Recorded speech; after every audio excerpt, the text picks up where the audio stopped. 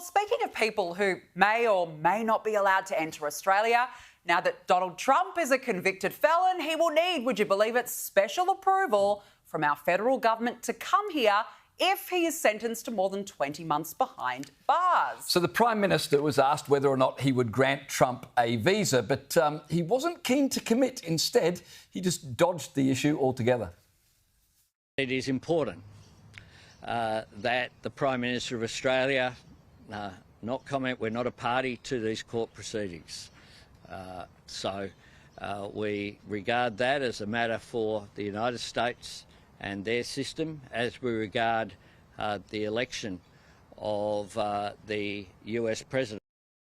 You know, it's fascinating. We've just been talking here about foreign-born criminals like pedophiles, murderers and rapists who, they're allowed to stay here. Of course, we give them a free pass, roam the streets, do whatever you want. But when it comes to Donald Trump, no. Who made a bookkeeping error? Who made a bookkeeping error? Oh, no. You might have to get a visa to enter Australia. I mean, if there's the sort of conditions, why would he even want to ever come here?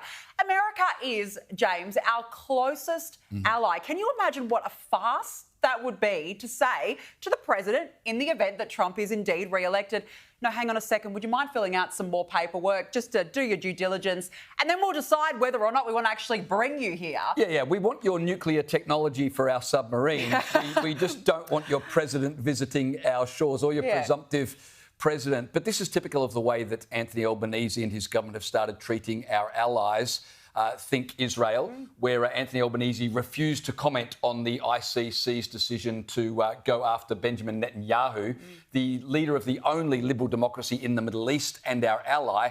And there was a report last week about the fact Ukraine asked Australia for urgent coal to help them with their energy needs through winter 6 months ago, haven't had a reply yet. So Australia aren't exactly great right now at the way we treat our allies. But I think Albanese will be dreading a Trump visit to Australia, because can you imagine how small Anthony Albanese will look beside Donald Trump? Regardless of what you think about Trump, the man is a leader. I don't think Anthony Albanese wants to stand beside him, because the contrast will be stark. Absolutely. And you could tell the other day when a number of politicians here in Australia were actually asked, what do you think of the Donald Trump verdict? They were remaining very coy. You had Penny Wong. You had, of course, Anthony Albanese not saying too much, but you can imagine behind closed doors, they'd be smiling about this. They would be secretly happy about this conviction. All Anthony Albanese had to say was, whoever the next president of the United States is, they will always be welcome in Australia. Australia is a great friend of the United States, no matter who the leader is. Correct. Problem solved. But instead he fudged. Why would he fudge? Why would he fudge? Exactly. But it's quite interesting to see now how America has been reacting to this verdict. Now, Donald Trump this afternoon, he went to a UFC fight. Just have a look at the reception that he got.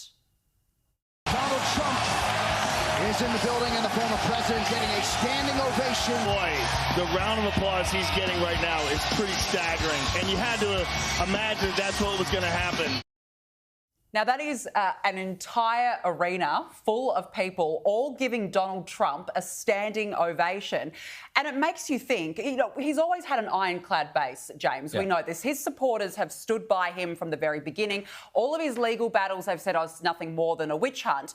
But that in itself just proves they haven't deserted him, despite this conviction, that they are rooting for him no matter what. And the reason they're rooting for him is because they know that they are the kind of people the Democrats despise, and they understand the attack on Trump is not so much an attack on Trump, it's an attack on middle America, whom the Democrats hate. And so that's why they're for Trump. Regardless of what you think about Trump, he's crass, he's boorish, he's all of those things, but he represents the average American, whom we know the Democrats just despise. Well, you would think that Joe Biden's camp, if they were to look at this vision, they would be extremely concerned by this, because they're probably thinking to themselves, oh, it's over, like he's lost all of his supporters, they're going to flip the switch somehow, but I think you'd be quite worried. But in the end, when we look at that case altogether, it was very convoluted. If you look at the Manhattan District Attorney, Alvin Bragg, he even said that he used a law that hasn't been used before just to get Trump's conviction, which is extraordinary. So realistically, Donald Trump didn't stand a chance from the very beginning. Of course not. No. But I mean, the response of the crowd at the UFC, that's why they had to go after him and use legal contortions to try to throw Trump out of the race because they know how popular he is. If Joe Biden's 81 million Americans, if he's that popular, why are they going to such extreme lengths to try and remove Trump? Correct. You've got to ask that question. Absolutely.